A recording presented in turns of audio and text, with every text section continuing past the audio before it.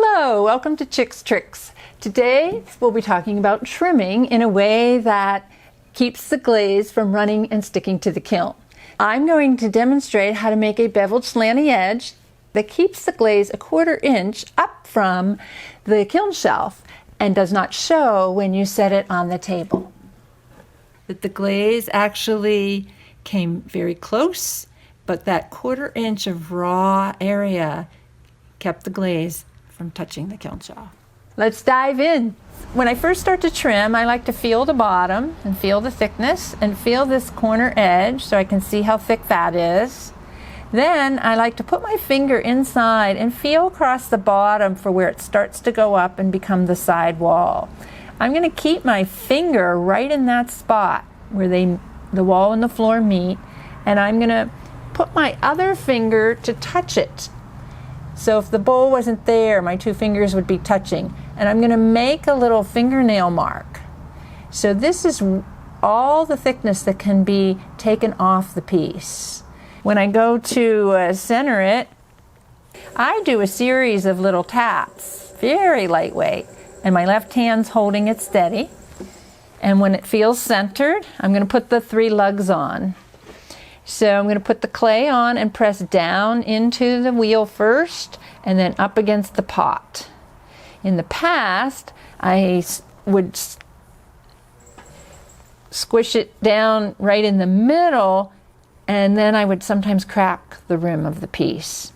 So I learned that this is a much better method, is to press down first and then up against the pot. So now we're ready to trim. I will take the big tool first, and I'm looking at my little fingernail mark, and I'm going to shave away pretty rapidly and quickly, and I'm pressing pretty hard. Now my right pointer is on the tool, and I like it right up on the tip. My left pointer guides the tool, so it's on the clay and touching the tool. That way they work together as a team, and they stay steady. And my left 3 fingers are touching the top of the pot just to keep my whole hand from wiggling around.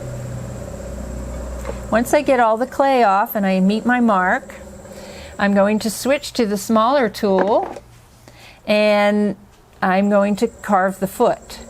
So I'm going to use the bottom edge of the tool and I'm going to come horizontally across the piece. The right pointer again is on the tool. The left one now is going to hold it, push back and hold this tool up, straight up. If this finger wasn't here, the tool would want to keep flopping over.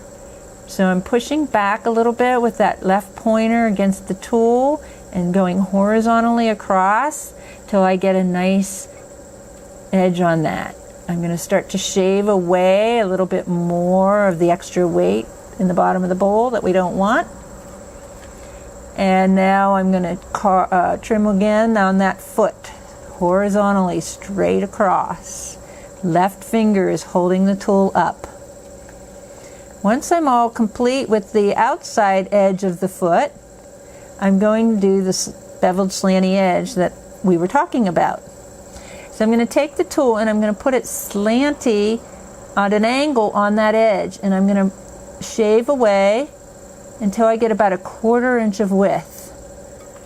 So that will keep the glaze from touching the kiln shelf.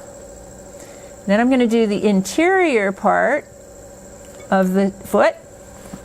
First thing I like to do is get my groove on. So I'm going to use the back corner. This finger is going to hold the front corner up, and I'm going to just stay perfectly still until I get a good groove, and fairly deep. Once I get a good groove, then I'm going to lower this front edge a little bit more, and I'm going to shave across. But you don't want to shave with the front edge of that tool.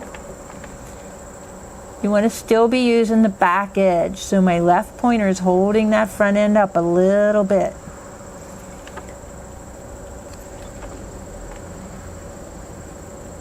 Then I'm going to put a slanty edge on the inside of the foot.